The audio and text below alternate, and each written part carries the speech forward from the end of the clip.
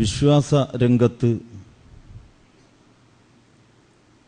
യഥാർത്ഥ വിശ്വാസികൾ അബദ്ധങ്ങളിൽ ചെന്ന് ചാടാതിരിക്കാൻ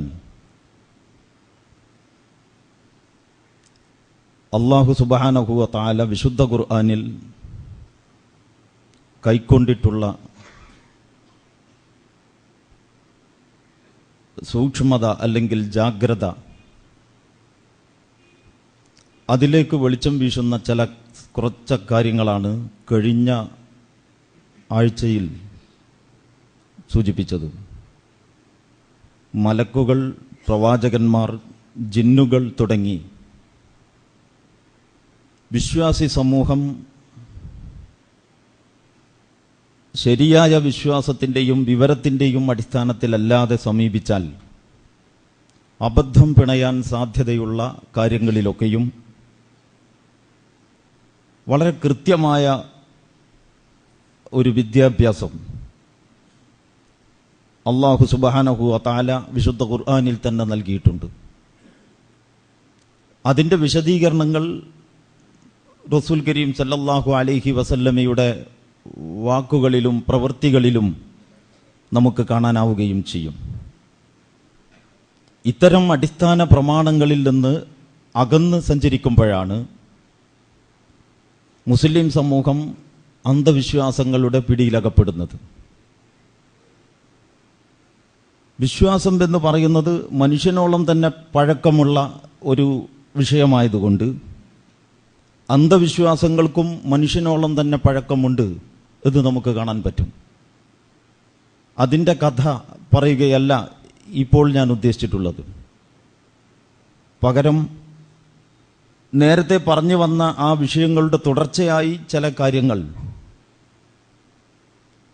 നമ്മുടെ ശ്രദ്ധയിലുണ്ടാകേണ്ടുന്ന ചില വിഷയങ്ങൾ ശ്രദ്ധയിൽ കൊണ്ടുവരാനാണ് ഇന്ന് ഉദ്ദേശിക്കുന്നത്. റസൂൽ കരീം സല്ലല്ലാഹു അലൈഹി വസല്ലം തൻ്റെ അനുചരന്മാരെ ശരിയായ ഈമാനിൻ്റെയും തഖ്വയുടെയും അടിസ്ഥാനത്തിൽ വളർത്തിയെടുക്കാൻ ശ്രദ്ധിച്ചുകൊണ്ടിരുന്ന കാലത്ത് റസൂൽ കരീം സല്ലല്ലാഹു അലൈഹി വസല്ലമയുടെ സമൂഹത്തിൽ ഒരു സംഭവമുണ്ടായി. എന്ന് പറഞ്ഞാൽ റസൂൽ കരീം സല്ലല്ലാഹു അലൈഹി വസല്ലമയുടെ ആൺകുട്ടി, അവർക്ക് ആ പ്രവാചകന് ജനിച്ച ആൺകുട്ടി ഇബ്രാഹിം എന്നു പേരുള്ള കുഞ്ഞ് മരണപ്പെട്ടു. പ്രവാചകൻ സല്ലല്ലാഹു അലൈഹി വസല്ലമയുടെ ആൺകുട്ടികളാരും ജീവിച്ചിരുന്നിട്ടില്ല എന്ന് നമുക്കൊക്കെ അറിയാവുന്നതാണ്. യാദൃശ്ചികമായി ഈ കുഞ്ഞ് മരണപ്പെട്ട അന്ന് സൂര്യഗ്രഹണമുണ്ടായി. ആളുകൾ അങ്ങിങ്ങായി അടക്കം പറയാൻ തുടങ്ങി. പ്രവാചകൻ സല്ലല്ലാഹു അലൈഹി വസല്ലമയുടെ കുഞ്ഞ് മരിച്ചതുകൊണ്ട് ഗ്രഹണമുണ്ടായി. അപ്പോൾ റസൂൽ കരീം സല്ലല്ലാഹു അലൈഹി വസല്ലമ ഏതൊരു സാഹചര്യത്തിലാണുള്ളത് എന്ന് നിങ്ങൾക്കറിയാം. എന്ന് പറഞ്ഞാൽ പ്രബോധന പ്രവർത്തനങ്ങൾക്ക് തടസ്സമുണ്ടാക്കാനും പ്രവാചകനെ തന്നെ നശിപ്പിച്ചു കളയാനും വരെ കച്ചകെട്ടിയിറങ്ങിയ പ്രതിയോഗികൾ മറുവശത്തുണ്ട്. അവർ പ്രവാചകനെ അടിക്കാൻ കിട്ടിയ ഓരോ അവസരവും ഫലപ്രദമായി ഉപയോഗപ്പെടുത്തിക്കൊണ്ടിരിക്കുന്നുമുണ്ട്. റസൂൽ കരീം സല്ലല്ലാഹു അലൈഹി വസല്ലമയിൽ വിശ്വസിച്ച ദുർബലരും സമൂഹത്തിൽ വലിയ ശേഷിയും സ്വാധീനവുമില്ലാത്തവരുമായ ആളുകൾക്കൊന്നും സ്വൈരമായി ആ രാജ്യത്ത് പുറത്തിറങ്ങി നടക്കാനോ ജീവിക്കാനോ തന്നെ കഴിയാത്ത അവസ്ഥയാണ്. നബി സല്ലല്ലാഹു അലൈഹി വസല്ലം മുന്നോട്ട് വെച്ച സന്ദേശം ആ പ്രവാചകന്റെ വ്യക്തിത്വത്തിന് ആ സമൂഹത്തിലുണ്ടായിരുന്ന അംഗീകാരത്തിനനുസൃതമായ ഒരു സ്വീകാര്യത നേടിയിട്ടില്ല. പ്രവാചകൻ സല്ലല്ലാഹു അലൈഹി വസല്ലമയുടെ വ്യക്തിത്വത്തിന് ആ സമൂഹത്തിൽ വലിയ സ്വീകാര്യതയുണ്ടായിരുന്നു. പക്ഷേ ആ വ്യക്തിത്വത്തിനുണ്ടായിരുന്ന സ്വീകാര്യതക്കനുസൃതമായ ഒരു അംഗീകാരം പ്രവാചകന്റെ പദ്ധതികളോടും പരിപാടികളോടും സമൂഹത്തിനുണ്ടായില്ല. കാരണം നമുക്കറിയാം, പ്രവാചകന്റെ പദ്ധതിയും പരിപാടിയും അവരുടെയൊക്കെ പദ്ധതികളെയും പരിപാടികളെയും തകിടം മറിക്കുന്ന സ്വഭാവത്തിലുള്ളതായിരുന്നു. അവരുടെ കാര്യങ്ങളൊക്കെ നടക്കുന്നതോടൊപ്പം മുഹമ്മദിന്റെ കാര്യവും ഒരു സൈഡിൽ നടന്നുകൊള്ളട്ടെ എന്നായിരുന്നുവെങ്കിൽ എത്രയോ തവണ അതിന് അനുവാദം കൊടുക്കുമായിരുന്നു. അത് വിഷയം വേറെയാണ്, പക്ഷേ ഞാൻ സൂചിപ്പിച്ചതാണ്. അപ്പൊ ഇങ്ങനെയൊക്കെ ഇരിക്കുന്ന വളരെയധികം പ്രതിസന്ധി നിറഞ്ഞ എന്ത് കച്ചിത്തുരുമ്പ് കയ്യിൽ കിട്ടിയാലും പ്രയോഗിക്കാൻ ഒരുപക്ഷെ നിർബന്ധിതമാകുന്ന ഒരു സാഹചര്യത്തിലാണ് റസൂലുള്ളയും അനുചരന്മാരുമുള്ളത്. അപ്പോഴാണ് വലിയ ഒരു സംഭവം ഉണ്ടായിരിക്കുന്നത്. പ്രവാചകന്റെ മകൻ മരിച്ചത് കാരണം സൂര്യഗ്രഹണം. റസൂലുള്ള അതിനെ ശരിവെക്കുന്ന വർത്തമാനമൊന്നും പറയണ്ട. അങ്ങനെ ആളുകളെ തെറ്റിദ്ധരിപ്പിക്കാൻ പാടില്ല. ഒരു പ്രബോധകന്റെ നിലപാടെന്തായിരിക്കണം? പ്രബോധന പ്രവർത്തനത്തിൽ അഭിസംബോധിതർ വിഡ്ഢികളായാലും അവരോട് വിഡ്ഢിത്തം പറയാൻ പാടില്ല എന്നതായിരിക്കണം. നമുക്ക് നമ്മളെ കേൾക്കുന്നവർക്ക് വിവരമില്ല എന്ന് കരുതി അവരോട് എന്ത് വിവരക്കേടും പറയാം എന്ന നിലപാട് സ്വീകരിച്ചുകൊണ്ട് ഒരാളെയും നമുക്ക് സന്മാർഗത്തിലേക്ക് കൊണ്ടുവരാൻ കഴിയില്ല. അതുകൊണ്ട് റസൂലുള്ളാഹി സ്വല്ലല്ലാഹു അലൈഹി വസല്ലമയെ സംബന്ധിച്ചിടത്തോളം വസ്തുതാവിരുദ്ധമായ ഒരു കാര്യം അതിനൊരടിവരയിട്ട് അങ്ങനെ ഒരു അംഗീകാരം കിട്ടുകയാണെങ്കിൽ പോരട്ടെ എന്ന് വെക്കാൻ കഴിയില്ല. പക്ഷേ അങ്ങനെ ആരെങ്കിലും ധരിച്ചു വശാകുന്നുവെങ്കിൽ, സ്വയം ധരിക്കുന്നുവെങ്കിൽ ധരിച്ചോട്ടെ എന്ന് വേണമെങ്കിൽ വെക്കാവുന്നതാണ്, പ്രബോധനപരമായ മസ്ലഹത്ത് ഉദ്ദേശിച്ചുകൊണ്ട്. കാരണം നിങ്ങൾ കളിക്കുന്നത് ചില്ലറക്കാരനോടല്ല. വളരെ സൂക്ഷിച്ചു കളിച്ചില്ലെങ്കിൽ അത്യന്തം അപകടകരമായ അവസ്ഥയിലേക്കാകും നിങ്ങളുടെ പരിണിതി. ഒരു ചെറിയ സാമ്പിൾ നോക്കൂ. ഈ മഹാനവറുകളുടെ മകൻ മരിച്ചപ്പോൾ തന്നെ സൂര്യനടക്കം അതിന്റെ പണിമുടക്കി ആ സങ്കടത്തിൽ പങ്കുചേർന്നിരിക്കുകയാണ്. അങ്ങനെ ആലോചിച്ച് നോക്കിയാൽ വലിയ സംഭവമാണത്. മുതലെടുക്കാവുന്ന നല്ല സ്കോപ്പുണ്ട്. അങ്ങനെ ഇന്ന് ആ പ്രവാചകന്മാരുടെ പാരമ്പര്യം നാഴികക്ക് 60 വട്ടം അവകാശപ്പെട്ടുകൊണ്ടിരിക്കുന്നവർ മുതലെടുത്തുകൊണ്ടിരിക്കുന്നുണ്ട്. ജനങ്ങളുടെ അജ്ഞതയും ജനങ്ങളുടെ ഭക്തിയും ജനങ്ങളുടെ പ്രവാചകനോടുള്ള സ്നേഹവും ജനങ്ങളുടെ ദീനീബോധവും ഒക്കെ ഏതൊക്കെ അളവിൽ ചൂഷണം ചെയ്യാൻ പറ്റുമോ അങ്ങനെ ചൂഷണം ചെയ്യുന്നത് നമ്മൾ കണ്ടുകൊണ്ടിരിക്കുന്നു. പക്ഷെ റസൂലുള്ളാഹി സ്വല്ലല്ലാഹു അലൈഹി വസല്ലം മിമ്പറിൽ കയറിയിട്ട് അവിടുന്ന് ജനങ്ങളെ അഭിമുഖീകരിച്ച് ഹംദും സലാത്തും കഴിഞ്ഞ ശേഷം പറഞ്ഞു, സൂര്യനും ചന്ദ്രനും അള്ളാഹുവിന്റെ ദൃഷ്ടാന്തങ്ങളിൽപ്പെട്ട 2 ദൃഷ്ടാന്തങ്ങളാണ്. ആരുടെയെങ്കിലും മരണം കൊണ്ടോ ജനനം കൊണ്ടോ അതിന്റെ ആ നടപടിക്രമത്തിന് പ്രത്യേകിച്ചൊരു തകരാറും സംഭവിക്കുകയില്ല. ഹദീസുകളിൽ നമുക്ക് ഈ സംഭവം കാണാം, നിങ്ങൾക്ക് നേരത്തെ അറിയാവുന്നതാണ്. അപ്പൊ എന്താണ് ഇതിന്റെ അർത്ഥം? ജനങ്ങൾ അബദ്ധധാരണകളിലേക്ക് പോകാനിടയുള്ള എല്ലാ പഴുതുകളും അടക്കാൻ ജാഗ്രത പുലർത്തിക്കൊണ്ടാണ് റസൂലുള്ളാഹി സ്വല്ലല്ലാഹു അലൈഹി വസല്ലം തന്റെ അനുയായികളെ വളർത്തിക്കൊണ്ടുവന്നിട്ടുള്ളത്. വിശുദ്ധ ഖുർആൻ നേരത്തെ നൽകിയ വിദ്യാഭ്യാസം, മലായിക്കത്തുകളെക്കുറിച്ചും പ്രവാചകന്മാരെ പറ്റിയും ജിന്നുകളെ സംബന്ധിച്ചുമൊക്കെ വിശുദ്ധ ഖുർആൻ നൽകിയിട്ടുള്ള ആ വിജ്ഞാനം ഈ പ്രാപഞ്ചിക വ്യവസ്ഥിതിയുടെ നടത്തിപ്പിൽ ഈ സൃഷ്ടികൾക്കൊന്നും, കാണുന്നതോ കാണാത്തതോ ആയ ഈ സൃഷ്ടികൾക്കൊന്നും യാതൊരു പങ്കുമില്ല. അല്ലാഹു സുബ്ഹാനഹു വ തആല മാത്രമാണ് ഇതിന്റെ ഖാലിക്കും മാലിക്കും ഹാക്കിമും, അഥവാ ഇതിന്റെ സൃഷ്ടാവും ഇതിന്റെ ഉടമസ്ഥനും ഇതിന്റെ നടത്തിപ്പുകാരനും അവൻ മാത്രമാണ്. വേറെ ഒരാൾക്കും ഒരർത്ഥത്തിലും ഇതിൽ യാതൊരു പങ്കുമില്ല. ഇത് അടിക്കടി അല്ലാഹു സുബ്ഹാനഹു വ തആല വിശുദ്ധ ഖുർആനിൽ പറഞ്ഞുകൊണ്ടിരിക്കുന്നുണ്ട്. എന്തിനങ്ങനെ പറയുന്നു എന്ന് ചോദിച്ചാൽ, സൃഷ്ടികളുടെ എല്ലാവരുടെയും വിധേയത്വം, എല്ലാവരുടെയും ശ്രദ്ധ, എല്ലാവരുടെയും ആകർഷണ കേന്ദ്രം പ്രപഞ്ചനാഥൻ മാത്രമായിരിക്കണം. അതിന് ഇടത്താവളങ്ങൾ ഉണ്ടാവുകയോ അതിന് ഇടനിലക്കാരുണ്ടാവുകയോ ചെയ്താൽ വിശ്വാസപരമായി വലിയ അബദ്ധങ്ങൾ സംഭവിക്കും. ചെറിയ ഒരു വാതിൽ തുറന്നു കൊടുത്താൽ അത് എത്രത്തോളം ഉപയോഗപ്പെടുത്തും എന്ന് പിന്നീട് ഒരിക്കലും തന്നെ നമുക്ക് പ്രവചിക്കാനോ അല്ലെങ്കിൽ നിയന്ത്രിക്കാനോ കഴിഞ്ഞുകൊള്ളണമെന്നില്ല. അത്രയും വലിയ അബദ്ധം വിശ്വാസരംഗത്ത് സംഭവിക്കും. മൂസാ നബി അലൈഹിസ്സലാമിന്റെ സമൂഹത്തിൽ സംഭവിച്ച അങ്ങനത്തെ അബദ്ധങ്ങളുടെ കഥ വിശുദ്ധ ഖുർആൻ പറയുന്നതും വിശ്വാസികൾക്കൊരു ജാഗ്രത വേണം എന്നവരെ ബോധ്യപ്പെടുത്താനാണ്. സാമിരിയുടെ പശുക്കുട്ടി ഉൾപ്പെടെയുള്ള സംഭവങ്ങൾ വിശുദ്ധ ഖുർആൻ പറയുന്നുണ്ട്. ഈ കഥ പറയുന്നത് ഇങ്ങനത്തെ വ്യതിചലനങ്ങളെ കരുതിയിരിക്കണം എന്ന് നമ്മളെ പഠിപ്പിക്കാനാണ്. അപ്പൊ റസൂൽ കരീം സല്ലല്ലാഹു അലൈഹി വസല്ലം വിശ്വാസപരമായി വ്യതിചലിക്കാനിടയുണ്ടാകാവുന്ന ഓരോ പോയിന്റിലും വളരെ ജാഗ്രതായ നിലപാടാണ് എടുത്തത് എന്നുള്ളതാണ്. രണ്ടാമത്തെ, റസൂൽ കരീം സല്ലല്ലാഹു അലൈഹി വസല്ലം ഇഹലോകവാസം വെടിഞ്ഞതിനു ശേഷം സിദ്ദീഖുൽ അക്ബറിനും ശേഷം ഉമറുൽ ഫാറൂഖ് റളിയല്ലാഹു അൻഹു ഖലീഫയായിരിക്കുന്ന സന്ദർഭത്തിൽ, അതിനു മുമ്പേ റസൂലുള്ളയുടെ കാലത്ത് റസൂലുള്ള തന്റെ അനുചരന്മാരിൽ നിന്നും ഒരു കരാർ സ്വീകരിച്ചു, ബൈഅത്തുർ റിളവാൻ എന്ന പേരിൽ പ്രസിദ്ധമായ. ഈ കരാർ ഒരു മരത്തിന്റെ അടിയിലായിരുന്നു. ആ മരത്തെപ്പറ്റി സൂറത്തുൽ ഫത്ഹിൽ അല്ലാഹു സുബ്ഹാനഹു വ തആല ഇദ് യുബായിഊനക തഹ്ത അഷ്ജറ എന്ന് പറഞ്ഞുകൊണ്ട് ആ മരത്തെ പരാമർശിച്ചിട്ടുണ്ട്. അപ്പോൾ അത് ഒരു സാധാരണ മരമല്ല എന്ന് ജനങ്ങൾക്ക് തോന്നാൻ തുടങ്ങി. ആ മരത്തെ കാണുമ്പോൾ ആളുകൾക്കൊരു ഭക്തി. ആ മരത്തിന്റെ ചോട്ടിലിരിക്കുമ്പോൾ മറ്റു മരങ്ങളുടെ ചുമട്ടിലോ വേറെ വല്ല സ്ഥലത്തോ ഇരിക്കുന്നതിനേക്കാൾ ഒരു ആത്മീയമായ നിർവൃതി. മനുഷ്യന്റെ പ്രകൃതി അങ്ങനെയാണ്, ആത്മീയമായ ഒരു നിർവൃതി. ഉമറുൽ ഫാറൂഖ് റളിയല്ലാഹു അൻഹു ആളെ വിട്ട് ആ മരം മുറിപ്പിച്ചു. അങ്ങനെ ഒരു പണി ചെയ്തിട്ടില്ലായിരുന്നുവെങ്കിൽ കുറെ കാലം കഴിയുമ്പോൾ വിശ്വാസി വിഭാഗങ്ങൾക്കിടയിൽ ആ മരം ഒരു പ്രധാനപ്പെട്ട തീർത്ഥാടന കേന്ദ്രമായേനെ. അപ്പോൾ അന്ധവിശ്വാസങ്ങളിലേക്കും വ്യതിചലനങ്ങളിലേക്കും പോകാനിടയുള്ള വകുപ്പുകൾ കണ്ടെത്തി പഴുതടച്ചുകൊണ്ടാണ് പ്രവാചകൻ സല്ലല്ലാഹു അലൈഹി വസല്ലമക്ക് ശേഷം അവിടുത്തെ അനുചരന്മാരും അവിടുത്തെ പിൻഗാമികളായി സമൂഹത്തെ കൈകാര്യം ചെയ്തവരും നിലകൊണ്ടിട്ടുള്ളത്. ഇത് പൊതുവെ നമുക്ക് കാണാവുന്ന ഒരു ജാഗ്രതയാണ്. മാത്രമല്ല, കുറച്ചുകൂടി മുന്നോട്ട് പോകുമ്പോൾ വേറൊരു സംഭവം നമുക്കറിയാം. അബ്ദുല്ലാഹിബ്നു മസ്ഊദ് റളിയല്ലാഹു അൻഹു എന്ന് പറയുന്നത് നബി സല്ലല്ലാഹു അലൈഹി വസല്ലമയുടെ സ്വഹാബത്തിൽപ്പെട്ട ഒരാളാണ്. അബൂ മൂസൽ അശ്അരി എന്ന് പറയുന്നതും സ്വഹാബിയാണ്. എന്ന് പറഞ്ഞാൽ റസൂൽ കരീം സല്ലല്ലാഹു അലൈഹി വസല്ലമയുടെ വഫാത്തിന് ശേഷം ഈ അബ്ദുല്ലാഹിബ്നു മസ്ഊദ് റളിയല്ലാഹു അൻഹുവിന്റെ പള്ളിയിൽ കുറച്ച് ആളുകൾ ഒരുമിച്ച് കൂടിയിരുന്ന് ഒരു പ്രത്യേക രൂപത്തിൽ ദിക്ർ ചൊല്ലുന്നത്, തസ്ബീഹുകളും തഹ്മീദ് എന്ന് പറഞ്ഞാൽ ഹംദ്, സുബ്ഹാനല്ലാഹ്, അൽഹംദുലില്ലാ, അല്ലാഹു അക്ബർ, ലാ ഇലാഹ ഇല്ലല്ലാഹ് പോലെയുള്ള കാര്യങ്ങൾ ഒന്നിച്ചിരുന്ന് ചൊല്ലുന്നത് അബൂ മൂസൽ അശ്അരിയുടെ ശ്രദ്ധയിൽപ്പെട്ടു. അങ്ങനെ ഇവരെല്ലാം ഈ കണ്ട സ്വഹാബിമാർ അബ്ദുല്ലാഹിബ്നു മസ്ഊദ് റളിയല്ലാഹു അൻഹു വരുന്നത് വരെ കാത്തിരുന്നു. അബ്ദുല്ലാഹിബ്നു മസ്ഊദ് റളിയല്ലാഹു അൻഹു വന്നതിന് ശേഷം അവരോട് പറഞ്ഞു, നിങ്ങളുടെ പള്ളിയിൽ ഇങ്ങനെ ഒരു സംഭവം നടക്കുന്നത് ഞങ്ങൾ കണ്ടു. എന്നിട്ട് നിങ്ങൾ എന്ത് ചെയ്തു? ഞങ്ങൾ പ്രത്യേകിച്ചൊന്നും ചെയ്തിട്ടില്ല, താങ്കളും കൂടിയാലോചിച്ച ശേഷം അവരോട് സംസാരിക്കാമെന്ന് വെച്ചിരിക്കുകയാണ്. ചരിത്ര ഗ്രന്ഥങ്ങളിൽ കാണാം. ആസാറുകളുടെ കൂട്ടത്തിൽ ബലപ്പെട്ട റിപ്പോർട്ടുകളിൽ നമുക്ക് കാണാവുന്ന ഒരു സംഭവമാണത്.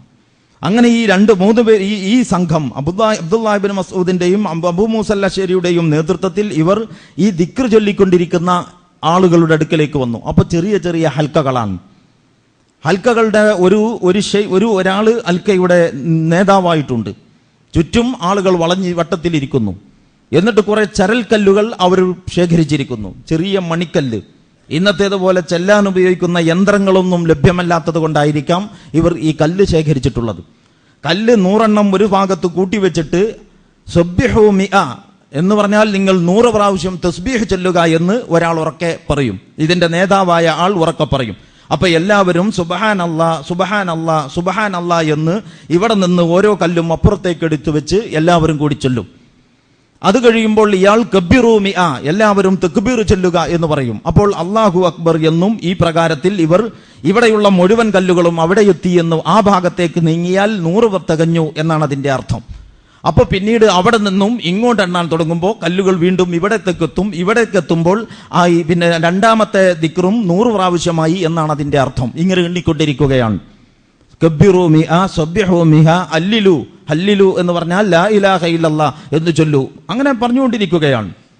അപ്പൊ ഇങ്ങനെ ചൊല്ലിക്കൊണ്ടിരിക്കുമ്പോൾ ഇവർ ചെന്നിട്ട് കുറച്ച് സമയം ഇതിങ്ങനെ ശ്രദ്ധിച്ചു.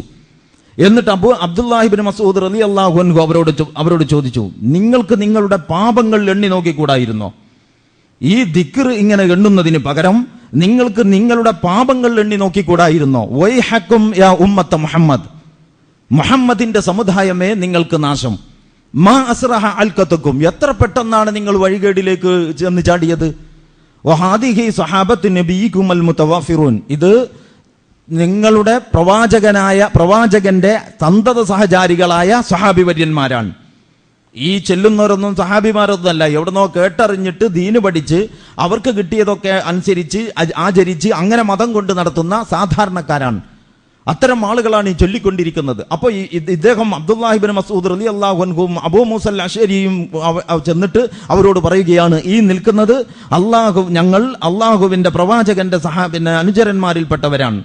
റസൂലുള്ളാഹി സ്വല്ലല്ലാഹു അലൈഹി വസല്ലം ഇഹലോകവാസം വെടിഞ്ഞിട്ട് അധികം കാലമായിട്ടില്ല. എന്ന് പറഞ്ഞാൽ അന്നഹു സിയാബഹു സ്വല്ലല്ലാഹു അലൈഹി വസല്ലം ലം തബ്ല, റസൂലുള്ള ഉപയോഗിച്ചിരുന്ന പിന്നെ വസ്ത്രങ്ങൾ ദ്രവിച്ചു തീർന്നിട്ടില്ല.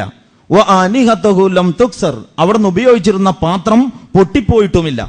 എന്ന് പറഞ്ഞാൽ അവിടുന്ന് ഉപയോഗിച്ചിരുന്ന പാത്രങ്ങളും വസ്ത്രങ്ങളും ഒക്കെ പൊട്ടി ഉടയുകയോ നുരുമ്പുകയോ ചെയ്ത് അതൊക്കെ ഒരു ചരിത്രത്തിന്റെ ഭാഗമായി പ്രവാചകൻ എന്താണ് പഠിപ്പിച്ചതെന്നും എങ്ങനെയാണ് പഠിപ്പിച്ചതെന്നും തന്നെ ആളുകൾ അറിയാത്ത ഒരവസ്ഥ വന്നിട്ട് അങ്ങനെ അറിയാതെ അബദ്ധത്തിൽ ചെന്ന് ചാടിയതല്ലല്ലോ നിങ്ങളുടെ കൺമുമ്പിൽ തന്നെ ഈ കാര്യങ്ങൾ വളരെ കൃത്യമായിട്ട് നടന്നുകൊണ്ടിരിക്കുന്നുണ്ടല്ലോ. ആ പ്രവാചകന്റെ അരുമ ശിഷ്യന്മാരായ ആളുകളാണല്ലോ ഈ എഴുന്നേറ്റ് നിൽക്കുന്നത്. ഇതൊന്നും പരിഗണിക്കാതെയും ഇവരോടൊന്നും ചോദിക്കാതെയും നിങ്ങൾ ഇങ്ങനെ ചെയ്യാൻ തുടങ്ങിയത് എന്തുകൊണ്ടാണ്? ഇന്നക്കും ലഅലാ മില്ലത്തിൻ അഹ്ദാ മിൻ മില്ലത്തി മുഹമ്മദ്. നിങ്ങളിപ്പോ മുഹമ്മദിന്റെ സമൂഹത്തെക്കാൾ നമ്പർ 1 സമുദായമാകാൻ നോക്കുക. അതാണ് ഇന്നക്കും ലഅലാ മില്ലത്തിൻ അഹ്ദാ മിൻ മില്ലത്തി മുഹമ്മദ്. മുഹമ്മദ് നബി സല്ലല്ലാഹു അലൈഹി വസല്ലമയുടെ മില്ലത്തിനേക്കാൾ വലിയ ഹിദായത്തിലാണ് ഞങ്ങൾ എന്ന മട്ടിലാണോ നിങ്ങളുടെ പോക്ക്? ഔ മുഫ്തതിഹു മിൻ ബാബിൽ വലാല, അതല്ല വഴികേടിന്റെ വാതിൽ തുറന്നതോ? ഇതാണ് ചോദ്യം. ചരിത്ര ഗ്രന്ഥങ്ങളിലൊക്കെ കാണാം. ഇവിടെ എന്താണ് ഇപ്പൊ പ്രശ്നം? ചില തസ്ബീഹുകൾ എണ്ണിച്ചൊല്ലാൻ അള്ളാഹുവിന്റെ റസൂല് പഠിപ്പിച്ചിട്ടുണ്ട്. ഉദാഹരണത്തിന് സുബ്ഹാനല്ലാഹ്, അൽഹംദുലില്ലാഹ്, അല്ലാഹു അക്ബർ നമസ്കാര ശേഷം. ഇത് സഹീഹായി ഹദീസുകളിൽ ബലപ്പെട്ടതും 33 പ്രാവശ്യം ഓരോന്നും ചൊല്ലണമെന്ന് നിർദ്ദേശിക്കപ്പെട്ടതുമാണ്. അപ്പോ അങ്ങനെ എണ്ണിച്ചൊല്ലാൻ പഠിപ്പിച്ചത് എണ്ണിച്ചൊല്ലുന്നതിന് തകരാറില്ല, കാരണം പഠിപ്പിക്കപ്പെട്ട രീതി അങ്ങനെയാണ്. വേറെ ചില ദിക്റുകൾ പൊതുവായിട്ട് ചൊല്ലണം എന്ന് പഠിപ്പിച്ചിട്ടേ ഉള്ളൂ. ഇത്ര ചൊല്ലണമെന്നോ ഇത്ര പ്രാവശ്യം ചൊല്ലിയാൽ ഇന്ന പദവിയുണ്ടെന്നോ റസൂൽ കരീം സല്ലല്ലാഹു അലൈഹി വസല്ലമയിൽ നിന്ന് ബലപ്പെട്ടതും സ്ഥിരപ്പെട്ടതുമായ ഒരു റിപ്പോർട്ടിലും വരാത്ത ഒരുപാട് ദിക്റുകളുണ്ട്. ഈ ദിക്റുകളെല്ലാം കൂടി ചില വിരുദ്ധന്മാർ കോർത്തിണക്കിയിട്ട് ഹദ്ദാദ് റാത്തീബ് പോലെ പല സാധനങ്ങളാക്കിയിട്ട് ചൊല്ലിക്കൊണ്ടിരിക്കുന്നത് നിങ്ങൾക്ക് കാണാം. അതിലൊട്ടുമിക്കതും സുന്നത്തിൽ സ്ഥിരപ്പെട്ട പ്രാർത്ഥനകളാണ്. സുന്നത്തിൽ സ്ഥിരപ്പെട്ട പ്രാർത്ഥനകൾക്ക് പക്ഷേ ഇത്ര പ്രാവശ്യം ചൊല്ലണമെന്ന് അള്ളാഹുവിന്റെ റസൂൽ പറയാത്തത് നമ്മൾ ചില പ്രാവശ്യങ്ങൾ നിശ്ചയിച്ചിരിക്കുകയാണ്. ഏത് പ്രാർത്ഥന ചൊല്ലുമ്പോഴും സൂറത്തുൽ ഇഖ്ലാസ് എന്ന് പറഞ്ഞാൽ കുൽ ഹുവല്ലാഹു അഹദ്, സൂറത്തുൽ മുഅവ്വദത്തൈനി എന്ന് പറഞ്ഞാൽ കുൽ അഊദു ബിറബ്ബിൽ ഫലഖ്, കുൽ അഊദു ബിറബ്ബിൻ നാസ്. അപ്പൊ ഏത് പ്രാർത്ഥന നടത്തുമ്പോഴും നിങ്ങൾക്ക് കാണാം സാധാരണ മട്ടിൽ ആദ്യം ഒരു സൂറത്തുൽ ഫാത്തിഹ, പിന്നീട് ഒരു കുൽ ഹുവല്ലാഹു അഹദ് ഒന്നോ അല്ലെങ്കിൽ ഒരു 3 പ്രാവശ്യമോ, എന്നിട്ട് പിന്നീട് സൂറത്തുൽ ഫലക്ക് അഥവാ കുൽ അഊദു ബിറബ്ബിൽ ഫലക്കും സൂറത്തുൻ നാസും. ഈ 3 സൂറത്തുകളും ഓരോ പ്രാവശ്യമോ അല്ലെങ്കിൽ 3 പ്രാവശ്യമോ ഓതിയിട്ട് അല്ലാഹുമ്മ അവ്സിൽ മിസ്ല സവാബിമാ ഖറഅനാഹു ഹാദിഹി ഹദിയത്തൻ വാസില വറഹ്മത്തൻ നാസില വബറകത്തൻ ശാമില മിന്നാ ഇലാ ഹദറത്തിർ റൂഹി നബിയിനാ മുഹമ്മദിൻ എന്ന് പറഞ്ഞിട്ട് പ്രാർത്ഥിക്കുന്നത് കാണാം. പ്രാർത്ഥന റസൂൽ കരീം സല്ലല്ലാഹു അലൈഹി വസല്ലമയിൽ നിന്ന് പഠിപ്പിക്കപ്പെട്ടിട്ടുണ്ട്. പ്രാർത്ഥന വിശുദ്ധ ഖുർആൻ നമ്മെ പഠിപ്പിച്ചിട്ടുണ്ട്. വിശുദ്ധ ഖുർആനിൽ പ്രവാചകന്മാരുടെ പ്രാർത്ഥനകളും പ്രവാചകന്മാരുടേതല്ലാത്ത പ്രാർത്ഥനകളുമുണ്ട്. ആദം നബി അലൈഹി സ്വലാത്തു വസ്സലാമിന്റെ പ്രാർത്ഥന വിശുദ്ധ ഖുർആനിൽ അള്ളാഹു ഉദ്ധരിച്ചിട്ടുണ്ട്. അതിനുശേഷം ഇങ്ങോട്ട് നൂഹ് നബി മുതൽ ഒരുപാട് പ്രവാചകന്മാരുടെ പ്രാർത്ഥനകൾ അവരുടെ പ്രാർത്ഥനകൾ എന്ന നിലക്ക് തന്നെ വിശുദ്ധ ഖുർആൻ ഉദ്ധരിച്ചിട്ടുണ്ട്. ഒരു പ്രവാചകന്റെയും പ്രാർത്ഥനയല്ലാതെ പൊതുവായ ചില പ്രാർത്ഥന ഭാഗങ്ങൾ വിശുദ്ധ ഖുർആനിലുണ്ട്. സൂറത്തുൽ ഫാത്തിഹ ഏറ്റവും നല്ല ഒന്നാമത്തെ പ്രാർത്ഥനയുടെ ഒരു മാതൃകയുള്ള അധ്യായമാണ്. അതുപോലെ വേറെയും ഭാഗങ്ങളിൽ നിങ്ങൾക്ക് കാണാം. പിന്നെ ചില വേറെ സ്വഭാവത്തിൽ പ്രത്യേക സന്ദർഭങ്ങളിലുള്ള പ്രാർത്ഥനകളിലും വിശുദ്ധ ഖുർആനിലുണ്ട്. ജീവിതത്തിന്റെ ഓരോ ഘട്ടത്തിലും സ്വീകരിക്കേണ്ടതായ പ്രാർത്ഥനകൾ റസൂൽ കരീം സല്ലല്ലാഹു അലൈഹി വസല്ലം പഠിപ്പിച്ചിട്ടുണ്ട്. പൊതുവായ പ്രാർത്ഥനകളും റസൂൽ കരീം സല്ലല്ലാഹു അലൈഹി വസല്ലമയിൽ നിന്ന് പഠിപ്പിക്കപ്പെട്ടിട്ടുണ്ട്. ഈ പ്രാർത്ഥനാ രൂപങ്ങൾ മുഴുക്കെ എടുത്തു പരിശോധിച്ചാൽ ഇതിലൊന്നും കാണാത്ത സ്വഭാവത്തിൽ ചില സമ്പ്രദായങ്ങൾ നമ്മുടെ പ്രാർത്ഥനകൾക്ക് വന്നിരിക്കുകയാണ്. എന്നിട്ടും 3 സൂറത്ത് ഓതിയിട്ട് ഫാത്തിഹയും 3 സൂറത്തും ഓതിയിട്ട് ഈ സൂറത്തിന്റെയും ഫാത്തിഹന്റെയും ഫലം ഒന്നാമതായിട്ട് റസൂൽ കരീം സല്ലല്ലാഹു അലൈഹി വസല്ലമയുടെ റൗളയിലേക്ക് എന്നാണ് ചില പ്രാർത്ഥനയിലുള്ളത്. റൗള എന്ന് പറയുന്നത് റസൂലുള്ളാഹിയുടെ മിമ്പറിന്റെയും മെഹ്റാബിന്റെ വീടിന്റെയും ഇടയിലുള്ള സ്ഥലമാണ്, അല്ലാതെ മക്ബറയല്ല.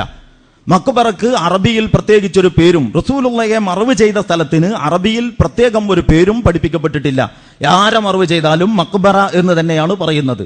റൗള എന്ന് പറയുന്നത് റസൂലുള്ളാഹിയുടെ മക്ബറയാണ് എന്ന ഒരു മൂഢധാരണ മുസ്ലിം സമുദായത്തിൽ നേരത്തെ തന്നെ നിലനിൽക്കുന്നുണ്ട്. റൗള ഷരീഫിന്റെ ഫോട്ടോ നിങ്ങൾ കണ്ടിരിക്കും. ഒരു മിനാരവും ഒരു കുബ്ബയുമുള്ള പച്ച പെയിന്റ് അടിച്ച ഒരു ഭാഗം. അത് യഥാർത്ഥത്തിൽ റസൂൽ കരീം സല്ലല്ലാഹു അലൈഹി വസല്ലമയുടെ ഖബറിടം ഉൾക്കൊള്ളുന്ന ആ ഭാഗത്തിന്റെ ഫോട്ടോയാണ്. പക്ഷേ റൗള ഷരീഫ് എന്ന് പറയുന്നത് അതല്ല. റൗള ഷരീഫ് റസൂലുള്ളാഹിയുടെ മിമ്പറിന്റെയും വീടിന്റെയും ഇടയിലുള്ള സ്ഥലമാണ്. മസ്ജിദുൽ ഹറാം മസ്ജിദുൻ നബവിയിൽ ചെന്നിട്ട് ആ ഭാഗത്തെത്തിയാൽ പ്രത്യേകം കാർബറ്റിട്ട് തിരിച്ച് അടയാളപ്പെടുത്തിയിരിക്കുന്നു ഈ റൗള എന്ന് പറയുന്നത്.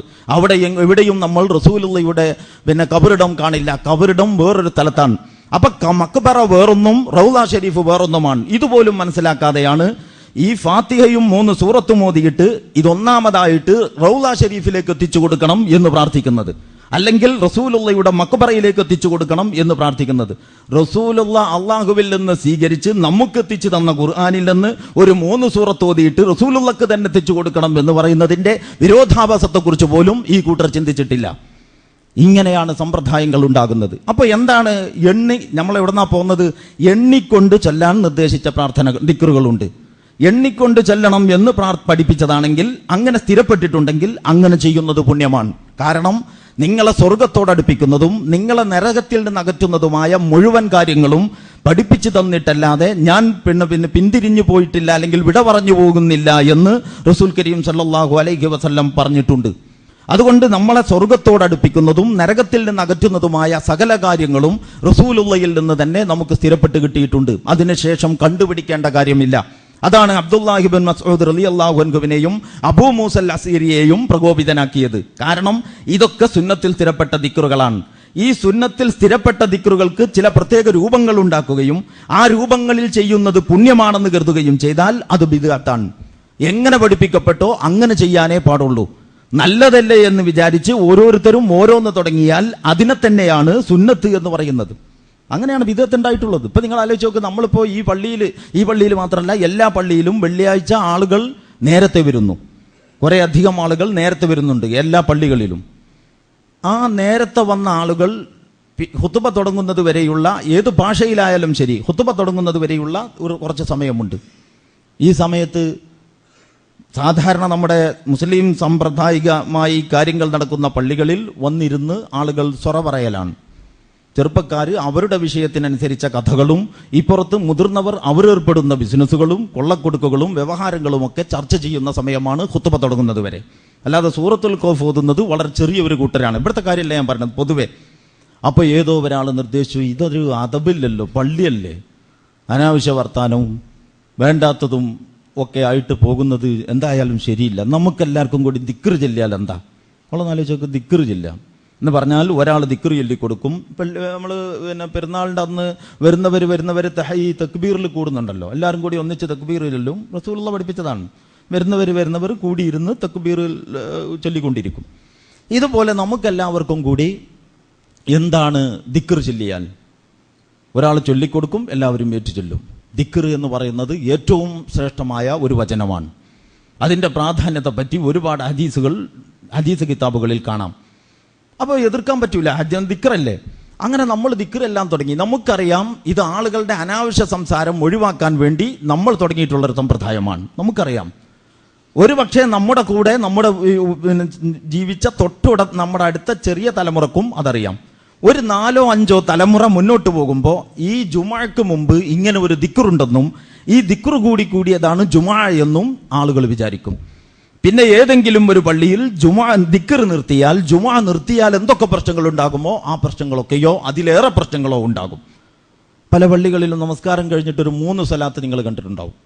ഒന്നാമത് സല്ലല്ലാഹു അലാ മുഹമ്മദ് സല്ലല്ലാഹു അലൈഹി വസല്ലം എന്ന് പറഞ്ഞിട്ടൊരു സലാത്ത് അള്ളാഹുവിന്റെ റസൂൽ പഠിപ്പിച്ചിട്ടില്ല. അതാരോ എഴുതിയുണ്ടാക്കിയതാണ്. ഇന്നല്ലാഹ വ മലായികത്തുഹു യുസല്ലൂന അലൻ നബി എന്ന് പറയുന്ന ആയത്തിന്റെ വിശദീകരണത്തിൽ സുന്നത്തിൽ സ്ഥിരപ്പെട്ടിട്ടുള്ളത് അത്തഹിയ്യാത്തിൽ നമ്മൾ ചൊല്ലുന്ന സ്വലാത്താണ്. അള്ളാഹു പിന്നെ നബിയുടെ പേരിലുള്ള സ്വലാത്ത് അങ്ങനെയാണ്. ആ സ്വലാത്ത് ഇങ്ങനെ ഒരു കാവ്യരൂപത്തിലാക്കി ആയിക്കോട്ടെ, അങ്ങനെ ആകുന്നതിന് തകരാറില്ല.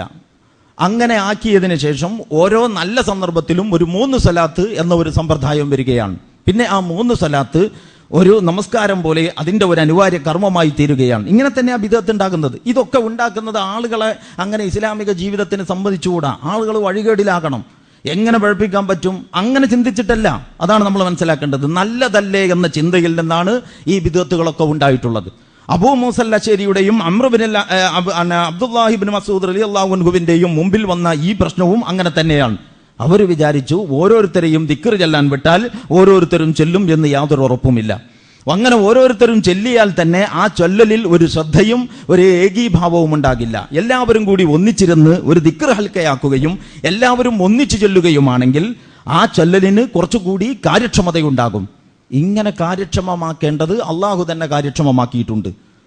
അങ്ങനെ അള്ളാഹു കാര്യക്ഷമമാക്കാതെ ഓരോ വ്യക്തിയും അള്ളാഹുവും തമ്മിലുള്ള വ്യക്തിപരമായ ഇടപാടെന്ന നിലക്ക് അള്ളാഹു നമുക്ക് വിട്ടുതന്നതിൽ ഇത്തരം സമ്പ്രദായങ്ങൾ ഉണ്ടാക്കുന്നത് ബിദ്അത്താണ്.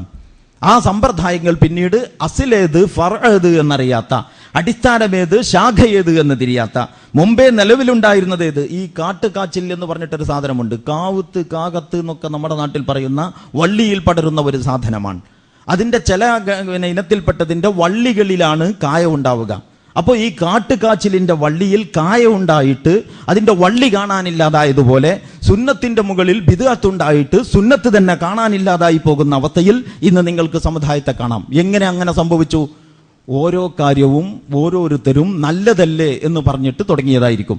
ഈ പ്രവണതയുടെ അടിസ്ഥാനത്തെയാണ് റസൂൽ കരീം സല്ലല്ലാഹു അലൈഹി വസല്ലമയും അവിടുത്തെ അരുമശിഷ്യന്മാരും വളരെ ജാഗ്രതയോടെ എതിർത്തുകൊണ്ടിരുന്നിട്ടുള്ളത്. അവർ ഈ കാര്യത്തിൽ വളരെ തീവ്രത പുലർത്തിയ ആളുകളാണ്. ആ ജാഗ്രത നമ്മുടെ സമൂഹത്തിൽ നമുക്ക് കൈമോശം വന്നു പോയാൽ ഏതൊക്കെ തിന്മകൾ ഏതൊക്കെ വഴിയെ കടന്നു വരും എന്നതിന് യാതൊരു നിയന്ത്രണവും ഉണ്ടാവുകയില്ല. ഫലം പ്രവചനാതീതമായിരിക്കും. ഇത് നമ്മൾ മനസ്സിലാക്കേണ്ടതാണ്. അപ്പോൾ അങ്ങനെ വന്നു ചേർന്ന ഒരുപാട് വിദഗ്ധകളുണ്ട്.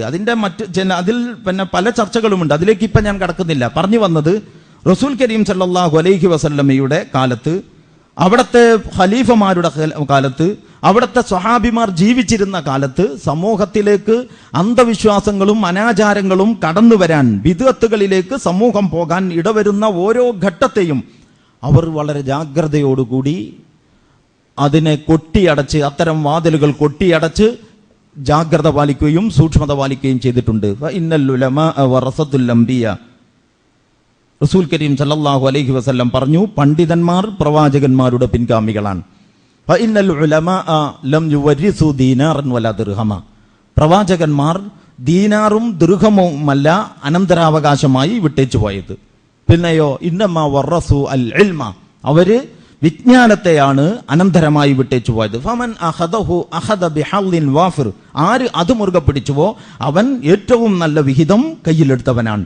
അപ്പോ പണ്ഡിതന്മാരുടെ, സമൂഹത്തിലുള്ള എല്ലാ വിഭാഗം പണ്ഡിതന്മാരുടെയും ഉത്തരവാദിത്തമാണ് റസൂൽ കരീം സല്ലല്ലാഹു അലൈഹി വസല്ലമ പഠിപ്പിച്ച ദീനീ ചട്ടക്കൂടിൽ നിന്ന് ആചാരങ്ങൾ പുതിയതായി ഉണ്ടാക്കി, അനുഷ്ഠാനങ്ങൾ പുതുതായി ഉണ്ടാക്കി, പിന്നെ ഓരോ സമ്പ്രദായങ്ങൾ പുതുതായി സൃഷ്ടിച്ച് അങ്ങനെ വഴികേടിലേക്ക് സമൂഹം പോകുമ്പോൾ അവരെ തടഞ്ഞു നിർത്തുക എന്നുള്ളത്, ഈ ദൗത്യം പണ്ഡിതന്മാരെ അള്ളാഹു ഏൽപ്പിച്ച ഈ ദൗത്യം പണ്ഡിതന്മാർ ഫലപ്രദമായി വിനിയോഗിക്കുന്നില്ലെന്ന് മാത്രമല്ല ഇതിനെതിരെയുള്ള പല പണികളിലും അവർ ഏർപ്പെടുകയും ചെയ്യുന്നു എന്നതാണ് അന്ധവിശ്വാസങ്ങൾ ഇന്ന് ഇത്രമേൽ കൊടികുത്തി വാഴാനുള്ള കാരണം. അപ്പൊ നമ്മുടെ സമൂഹം, പൊതുസമൂഹവും തമ്മിൽ ഇന്ന് ഇത്തരം കാര്യങ്ങളിൽ വലിയ വ്യത്യാസമില്ലാതെയായി വന്നിരിക്കുകയാണ്. കഴിഞ്ഞ പ്രാവശ്യം അതിന്റെ ചില വശങ്ങൾ ഞാൻ പറഞ്ഞു, അതിലേക്ക് ഇപ്പൊ കടക്കുന്നില്ല.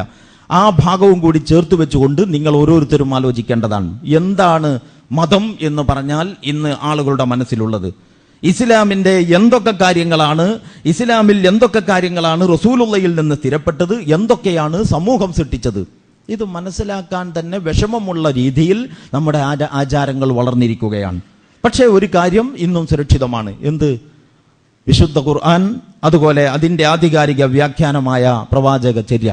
അതുകൊണ്ട് നല്ലതല്ലേ എന്ന് പറഞ്ഞുകൊണ്ട് കർമ്മങ്ങൾ അനുഷ്ഠിക്കുന്നതിന് പകരം ഖുർആനിലും സുന്നത്തിന്റെയും പിൻഫലങ്ങൾ ഉണ്ടെങ്കിൽ മാത്രമേ ഇത്തരം കർമ്മങ്ങളിൽ ഏർപ്പെടാൻ പാടുള്ളൂ.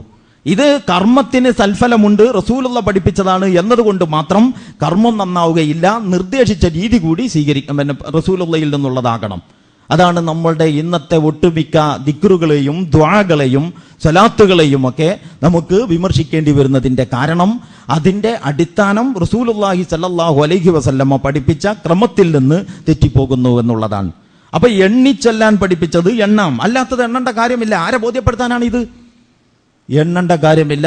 ദിക്റുകളും ദുആകളും ഉണ്ട്, അങ്ങനെ ചെല്ലേണ്ട ദിക്റുകളും ദുആകളും ഉണ്ട്. ഇതിന്റെ കളകളെ പറ്റി പറയുമ്പോൾ അതിലെ വിളകൾ അഥവാ അതിലെ നല്ലത് നമ്മൾ മുറുകെ പിടിക്കാൻ വിട്ടുപോകരുത്. അതിനോട് നമുക്ക് പുച്ഛമുണ്ടാകാനും പാടില്ല. അങ്ങനെ ഒരു മറുവശം ഇതിനുണ്ട്. സുന്നത്തിനെ എതിർത്തിട്ട് ബിദ്അത്തിനെ എതിർത്തിട്ട് ബിദ്അത്തിനോടുള്ള എതിർപ്പിന്റെ ഊക്ക് കൊണ്ട് സുന്നത്ത് പോലും കൈമോശം വന്നു പോകുന്ന അവസ്ഥ വന്നാൽ അതും അപകടകരമാണ്. ഇപ്പൊ കലിമത്താനി ഖഫീഫത്താനി അലൽ ലിസാൻ വസഖീലത്താനി ഫിൽ മീസാൻ വഹബീബത്താനി ഇലർ റഹ്മാൻ, ഒരു പല റിപ്പോർട്ടുകളിൽ വന്ന ഒരു വചനമാണ് ഇപ്പൊ ഞാൻ ഈ പറഞ്ഞത്. അള്ളാഹുവിന് ഏറ്റവും പ്രിയപ്പെട്ട രണ്ട് വാക്ക്, തുലാസിൽ ഏറ്റവും കൂടുതൽ കനം തൂങ്ങുന്ന രണ്ട് വാക്ക്, നാവിന് ഏറ്റവും കൂടുതൽ കനം കുറഞ്ഞ രണ്ട് വാക്ക്. ഈ വിശേഷണത്തോടു കൂടി അള്ളാഹുവിന്റെ റസൂൽ സ്വല്ലല്ലാഹു അലൈഹി വസല്ലമ പറയാണ്, സുബ്ഹാനല്ലാഹി വബിഹംദിഹി സുബ്ഹാനല്ലാഹിൽ അലീം.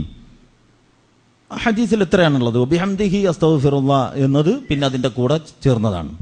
അപ്പൊ സുബ്ഹാനല്ലാഹിൽ അളീം, സുബ്ഹാനല്ലാഹി വബിഹംദിഹി സുബ്ഹാനല്ലാഹിൽ അളീം വൈകുന്നേരം അതുപോലെ രാവിലെ നമുക്ക് ഒഴിവുള്ള സമയത്ത് വേറെ എന്തും കാര്യങ്ങൾ ചെയ്യാൻ പറ്റാതെ വാഹനത്തിൽ യാത്ര ചെയ്തുകൊണ്ടിരിക്കുമ്പോൾ ഇത്തരം ദിക്റുകൾ ആർക്കും ശീലമാക്കാവുന്നതാണ് എന്നല്ല, ഇത്തരം ദിക്റുകൾ നമ്മുടെ ഹൃദയത്തിന്റെ അതിന്റെ പിന്നെ ഒരു പശിമ, ഈമാനികമായ അതിന്റെ ഒരു പച്ചപ്പ് നിലനിർത്തുന്നതിനും നമ്മുടെ ബുദ്ധിക്കും ഓർമ്മക്കും ഒക്കെ പല പ്രയോജനവും ചെയ്യുന്നതാണ്. മനഃശാസ്ത്രപരമായ തലങ്ങളും അതിനുണ്ട്. അപ്പൊ ദിക്റുകൾ ആർക്കും ശീലമാക്കാം. സുന്നത്തിൽ സ്ഥിരപ്പെട്ട ഒരുപാട് ദിക്റുകളുണ്ട്. സുബ്ഹാനല്ലാഹ്, അൽഹംദുലില്ലാഹ്, ലാ ഇലാഹ ഇല്ലല്ലാഹ് പോലുള്ളതൊക്കെ അതിൽപ്പെട്ടതാണ്. പക്ഷേ അത് എണ്ണാൻ പറഞ്ഞ സന്ദർഭത്തിൽ എണ്ണി ചൊല്ലുകയും അല്ലാത്തതിന് എണ്ണം പിടിക്കേണ്ടതില്ല, പൊതുവായി ദിക്റുകൾ ചൊല്ലുകയും ചെയ്താൽ മതിയാകുന്നതാണ്. അപ്പൊ ഈ തരം മാർഗങ്ങളിലൂടെയൊക്കെ നന്മകളുടെ വഴികളിലൂടെയും നല്ലതല്ലേ എന്ന മനസ്സോടും കൂടി തന്നെയാണ് നമുക്കറിയാവുന്ന എല്ലാ ബിദ്അത്തുകളും നമ്മുടെ സമുദായത്തിൽ സ്ഥാനം പിടിച്ചിട്ടുള്ളത് എന്ന് നമ്മൾ മനസ്സിലാക്കണം. അതുകൊണ്ട് അത്തരം വ്യാഖ്യാനങ്ങളും ന്യായങ്ങളും ബിദ്അത്തുകളെ സുന്നത്താക്കുന്നതിനോ ബിദ്അത്തുകൾ നല്ല കാര്യമാക്കുന്നതിനോ ഒരിക്കലും തന്നെ സ്വീകാര്യമല്ല എന്ന് നമ്മൾ മനസ്സിലാക്കുകയും ചെയ്യണം. അങ്ങനെ റസൂലുള്ളയിൽ നിന്ന് പഠിപ്പിക്കപ്പെട്ടത് എന്തൊക്കെയാണോ അത് മുഴുവൻ ജീവിതത്തിൽ നിലനിർത്തിക്കൊണ്ട് വേണം ബിദ്അത്തുകൾക്കെതിരെയുള്ള നമ്മുടെ എല്ലാ ശ്രമങ്ങളും. അതുമാത്രമേ ഫലപ്രദമാവുകയുള്ളൂ. അതുകൊണ്ട് മാത്രമേ നമുക്ക് ഇഹത്തിലും പരത്തിലും വിജയിക്കാൻ അർഹത ആർജിക്കാൻ കഴിയുകയുള്ളൂ. കഴിഞ്ഞ പ്രാവശ്യം ഒരു കാര്യം ഞാൻ സൂചിപ്പിച്ചിരുന്നു. ശരിയായ വിശ്വാസത്തിന്റെ ആളുകൾക്ക് ശരിയായ വിശ്വാസത്തിന്റെ ഭൂമികയിൽ നിന്നുകൊണ്ടല്ലാതെ അന്ധവിശ്വാസങ്ങളെ എതിർക്കാൻ കഴിയുകയില്ല. ഒരു വിശ്വാസമില്ലാത്ത ആളുകൾ അല്ലെങ്കിൽ വിശ്വാസത്തിലെ ശരിതെറ്റുകൾ അറിയാത്ത ആളുകൾ അന്ധവിശ്വാസങ്ങൾക്കെതിരെ രംഗത്ത് വരുമ്പോൾ ഒരുപാട് വൈരുദ്ധ്യങ്ങൾ അതിലുണ്ട്. അത് പൊതുസമൂഹത്തിൽ അന്ധവിശ്വാസങ്ങളെ എതിർക്കാൻ ശരിയായ വിശ്വാസത്തെ ഉയർത്തിപ്പിടിക്കുന്നവർക്കും ആ വിശ്വാസം ഉൾക്കൊണ്ടുവർക്കും മാത്രമേ സാധ്യമാകൂ എന്നതുപോലെ തന്നെ സുന്നത്ത് ജീവിതത്തിൽ ശീലമാക്കുകയും മുറുകെ പിടിക്കുകയും ചെയ്യുന്നവർക്ക് ബിദ്അത്തുകളെ ചെറുക്കാൻ കഴിയൂ. ആ ചെറുത്തുനിൽപ്പ് മാത്രമേ ഫലപ്രദമാകൂ എന്ന് നമ്മൾ മനസ്സിലാക്കണം. അല്ലാഹു സുബ്ഹാനഹു വ തആല അവനിൽ നിന്നും അവന്റെ ദൂതനിൽ നിന്നും നമുക്ക് വന്നു ലഭിച്ച ഹുദ, സന്മാർഗം, അതെങ്ങനെയാണോ ഉള്ളത് അങ്ങനെ പഠിച്ചു മനസ്സിലാക്കുവാനും പിൻപറ്റുവാനുമുള്ള തൗഫീക്ക് നമുക്ക് ഓരോരുത്തർക്കും പ്രദാനം ചെയ്യുമാറാകട്ടെ.